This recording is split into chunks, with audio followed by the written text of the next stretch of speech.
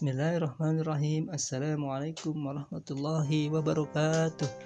Jumpa lagi dalam video pembelajaran PAI untuk sekolah dasar, masih di Pak Oman Salman Channel. Pada kesempatan kali ini kita akan belajar pelajaran 10 kelas 5 dengan judul Kisah Teladan Luqman, dengan subjudul 1. Siapakah Luqman? Dan yang kedua, subjudul yang kedua, Luqman banyak bersyukur. Langsung saja, subjudul yang pertama, siapakah Luqman? Tapi sebelumnya, Pak Guru ingin menyampaikan bahwa di dalam Al-Quran terdapat ayat-ayat yang menceritakan tentang kisah-kisah zaman dahulu, seperti kisah para nabi, perjuangan para nabi, dan lain-lain. Nah, salah satu kisah dalam Al-Quran yang terkenal yaitu kisah tentang Luqman Hakim, tentang Luqman, di mana Luqman menjadi nama surat dalam Al-Quran, yaitu surat yang ke-31. Pertanyaannya, siapakah Luqman? Apakah Luqman seorang nabi? Di sini dijelaskan bahwa Luqman adalah bukan seorang nabi. Jadi Luqman itu bukan seorang nabi, tetapi beliau adalah seorang hamba Allah yang sangat taat dan soleh, sehingga mendapatkan keistimewaan dari Allah Subhanahu wa Ta'ala berupa hikmah, dan namanya diabadikan menjadi nama surat dalam Al-Quran. Luqman adalah seorang berkebangsaan Habsyi, berasal dari kota Sudan. Kota Sudan itu kalau sekarang ada di wilayah Afrika Utara, berbatasan dengan Mesir, Ethiopia, dan Libya. Nah, untuk Mesir mungkin sering kita dengar ya, di mana Mesir adalah merupakan negara di mana Nabi Musa dulu berdakwah kepada Raja Fir'aun ya. Nah, Luqman merupakan anak dari Baura bin Nahur bin Tareh.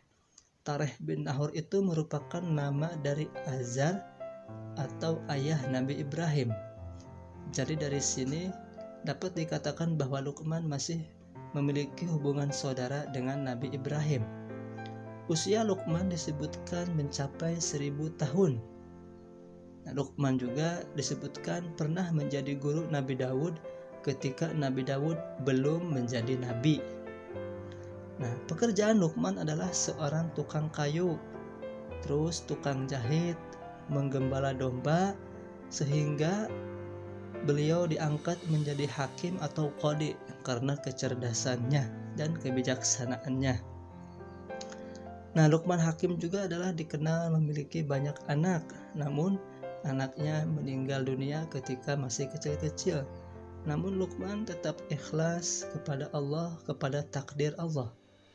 Nah, dari sini dapat disimpulkan bahwa Luqman adalah seorang yang sangat soleh, yang sangat taat, sangat sabar ya, sehingga tidak heran jika beliau mendapatkan hikmah dari Allah dan mendapatkan keistimewaan. Namanya menjadi nama surat dalam Al-Quran, meskipun disebutkan bahwa Luqman itu bukanlah seorang nabi. Nah, jadi dari sini salah satu hikmah yang bisa kita ambil dari Luqman adalah bahwa beliau adalah orang yang soleh, yang taat dan sabar kepada ketetapan Allah. Langsung kepada subjudul yang kedua, Luqman banyak bersyukur. Disebutkan dalam surat Luqman ayat 12, A'udzubillahi minasyaitonirrajim, Bismillahirrahmanirrahim, Walaqad atayna Luqmanal hikmata an yashkur lillah, wa may yashkur fa innama yashkuru li nafsihi, wa man kafara fa innallaha ghaniyyun hamid. Dan sesungguhnya telah kami berikan hikmah kepada Luqman, yaitu bersyukurlah kepada Allah. Dan barang siapa yang bersyukur kepada Allah, maka sesungguhnya ia bersyukur untuk dirinya sendiri. Barang siapa yang tidak bersyukur atau kufur nikmat, maka sesungguhnya Allah Maha Kaya, Maha Terpuji. Surat Luqman ayat 12.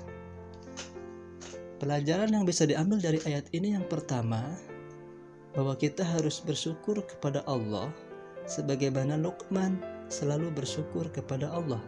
Sebab syukur kepada Allah sebetulnya adalah kembali kepada diri sendiri. Jika kita banyak bersyukur, maka nikmat kita akan ditambah oleh Allah. contoh bersyukur adalah kita diberi kehidupan, diberi nikmat, sehat. Maka gunakanlah kesehatan dan kehidupan ini untuk hal-hal yang baik seperti belajar, sedekah dan lain-lain. Maka perbuatan-perbuatan ini sebetulnya akan kembali kepada kita, kebaikannya kembali kepada kita. Nah, itulah yang dimaksud dengan kita bersyukur kepada Allah, maka kebaikannya akan kembali kepada diri kita sendiri ya. Jadi bersyukur tidak hanya dengan mengucapkan alhamdulillah, tapi juga dengan melakukan hal-hal yang baik di mana kita mempergunakan karunia dari Allah untuk hal-hal yang baik. Nah, kalau kita kufur kepada nikmat Allah, maka sebetulnya yang rugi kita sendiri, karena Allah tidak butuh syukur dari kita. Kenapa? Karena Allah Maha Kaya dan Maha Terpuji, tidak butuh apapun dari kita sebagai makhluknya ya. Nah, lalu hikmah selanjutnya dari ayat ini adalah bahwa Luqman adalah merupakan hamba Allah yang dianugerahi hikmah, yaitu karena Luqman selalu bersyukur. Jadi ketika kita selalu bersyukur, maka insya Allah kita akan dimudahkan, bahkan seperti Luqman mendapatkan hikmah dari Allah ya, atau karunia dari Allah. Jadi kalau kita ingin mendapatkan karunia dari Allah, maka perbanyaklah bersyukur dengan cara mengucap alhamdulillahirabbil alamin dan melakukan hal-hal yang baik, hal-hal yang terpuji dalam kehidupan sehari-hari. Nah, itulah anak-anak pelajaran kita kali ini tentang kisah Luqman dalam Al-Quran. Yang pertama tadi, siapakah Luqman? Yang kedua, Luqman adalah contoh hamba Allah yang banyak bersyukur. Dan kita sebagai umat Islam harus menjadi orang-orang yang banyak bersyukur kepada nikmat Allah Subhanahu wa ta'ala dengan cara banyak melakukan hal-hal yang baik dalam kehidupan ini, seperti rajin belajar, rajin beribadah, sedekah, membantu orang tua, membantu orang lain, dan lain sebagainya.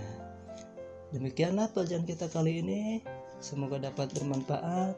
Tetap semangat dan selalu berbuat baik dan berpikir positif. Terima kasih, sampai ketemu di pelajaran berikutnya. Wassalamualaikum warahmatullahi wabarakatuh.